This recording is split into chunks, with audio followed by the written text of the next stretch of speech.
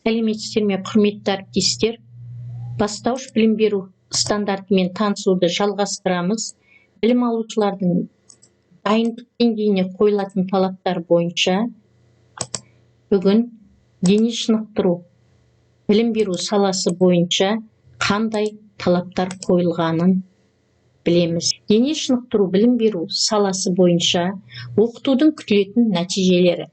Бастауыш білім беру аяқталғанда білім алушы ағзаның дамуына ықпал ететін негізгі дене шынықтыру жаттығуларын, оларды орындаудың принциптері мен техникасын, дене шынықтыру жаттығуларын орындау барысындағы техникалық қауіпсіздік принциптерін, сергіту жаттығулары мен ширатып шынықтыру жаттығуларын орындау принциптерін, дене жаттығуларын орындау кезіндегі ағзадағы өзгерістерді бақылау тәсілдерін, дене даярлығын жақсарту үшін дене бөліктері мен бұлшық еттерді дамыту әдістерін біледі.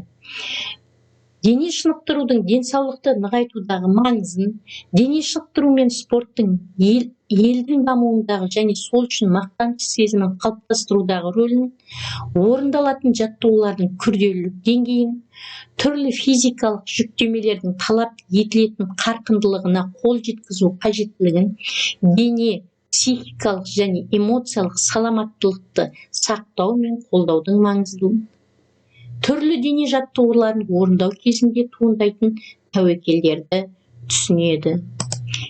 Келісілген мақсаттарға қол жеткізу үшін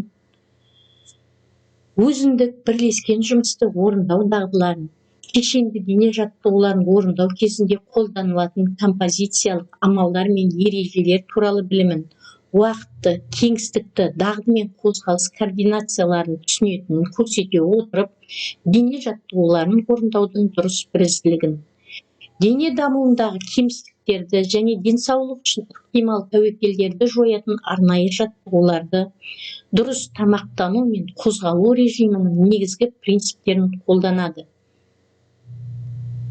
Болашақ оқуды және мінез құлқын басқару үшін топта дене шынықтыру жаттығуларын орындаудағы өзінің жетістіктері мен тәжірибесін, дене шынықтырудың әр түріндегі жеке қабілеттерін және сенімділігін жақсарту, ортақ мақсатқа қол жеткізудегі ынтымақтастық және әділ жарыс жағдаяттарын талдайды.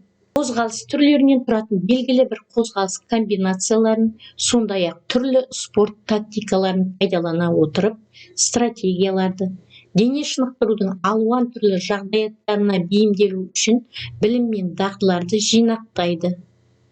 Әртүрлі физикалық жүктемелерді орындау кезінде туындайтын қиындықтар мен тәуекелдерді өзінің және өзгелердің физикалық мүмкіндіктерін, мектепшілік және мектептен тыс спорттық іс-шараларға қатысу үшін өзінің мүмкіндіктерін бағалайды. Білім алушылардың дайындық деңгейіне қойылатын талаптар тарауының 6 білім беру саласы бойынша білім алушылардың күтілетін нәтижелерімен танысуды аяқтадық.